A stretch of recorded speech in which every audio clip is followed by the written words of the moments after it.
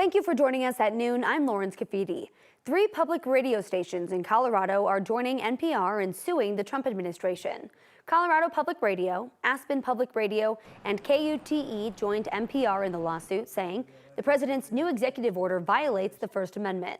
The order directs federal agencies to cut off funding to NPR and PBS. It was signed earlier this month. NPR and PBS are a part of the Corporation for Public Broadcasting, a private nonprofit. PBS is not a part of the lawsuit, but they say they're considering their own legal action. We reached out to Colorado's stations for comment. We'll let you know if we hear back. The CDC is no longer recommending the COVID-19 vaccine for healthy pregnant women and healthy children. Health and Human Services Secretary Robert F. Kennedy Jr. announced the change this morning on social media. It comes amid several changes for COVID-19 vaccine policy. Last week, the FDA said it's overhauling how it approves COVID-19 vaccines, a move that could impact the availability of future shots for older Americans and people at higher risk of serious COVID-19 infection. Taking a live look outside from our tower cam overlooking Spear and Logan, clouds overhead, but just a little bit of blue peeking through there. It's quite a difference from what we saw earlier this morning. Heavy fog was blanketing Denver early this morning, including at the airport. You can't even see anything in this shot right there. DIA was on a ground stop from 5 to 6:30, and that's switched to a ground delay, which is expected until 1 p.m. So far today, more than 400 flights have been delayed. And joining me now, we have Corey Reppenhagen with our 9 News Weather Impact team. What a difference from this morning already. Yeah, those clouds are starting to lift out now. We're starting to mix in a little sunshine and some blue skies. A little bit. You can kind of still see a little bit of a mist down low to the ground. Clear blue skies out to the east, clouds out to the west like you saw on that last camera shot there.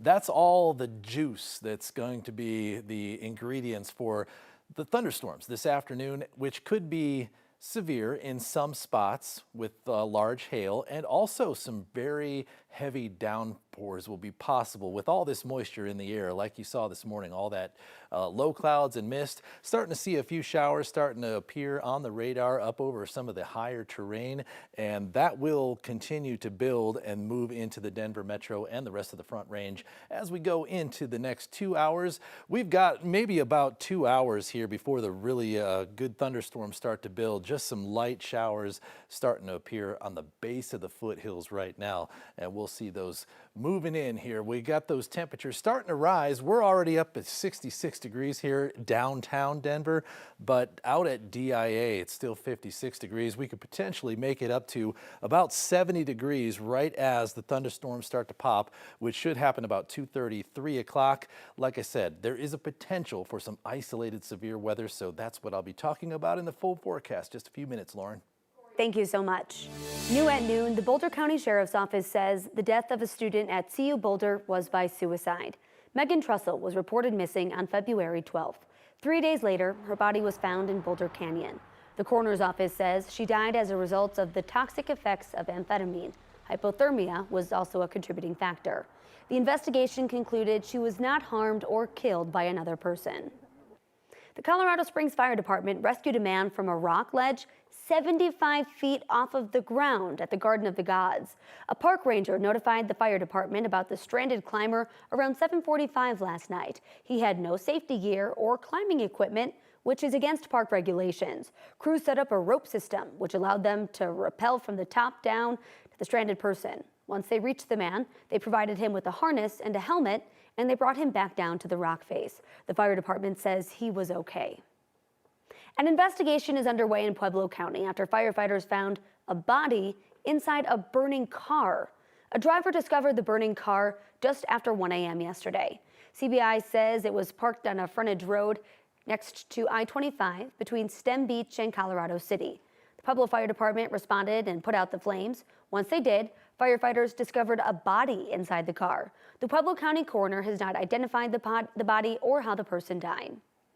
A Boulder County home was destroyed after an explosion.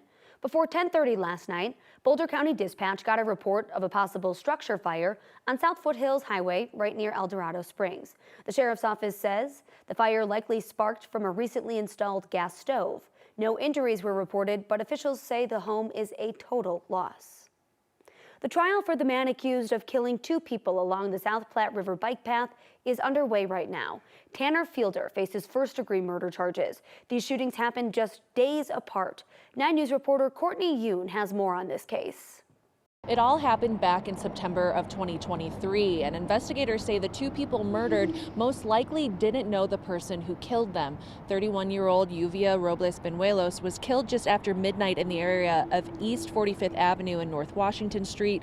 43-year-old Jeremy Hutchison was killed just 3 days later near South Platte River Drive and West Florida Avenue.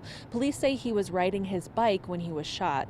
An officer patrolling the South Platte bike trail heard the gunshots and saw someone leaving the area. At the time, police set up a perimeter but were not able to find the suspect. Last June, an investigator who testified in court said there's no evidence to suggest these were attempted robberies. They also said there's nothing obvious about the suspect's motives. The investigator said shell casings found at the 2 crime scenes were fired from the same gun. Then officers found shell casings in Fielder's car that tied him to the murders.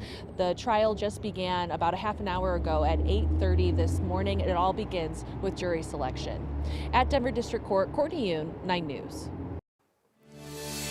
The fight between the White House and Harvard University is escalating. Today, President Donald Trump is directing federal agencies to end the government's contracts with the school. That's about $100 million in funding. Trump posted a statement on social media over the weekend saying he's also considering taking $3 billion worth of grant money from Harvard and sending it to trade schools. This is the latest retaliation from the White House after Harvard refused to comply with policy demands from the Trump administration. In England, the celebration over a soccer championship turned violent. A driver plowed a car into a parade celebrating Liverpool's Premier League title last night. A 53-year-old British man was arrested on suspicion of attempted murder. Police say it was an isolated incident and they're not treating it as terrorism. 65 people were hurt, including several children. 50 people were sent to the hospital. 11 of them are still there today.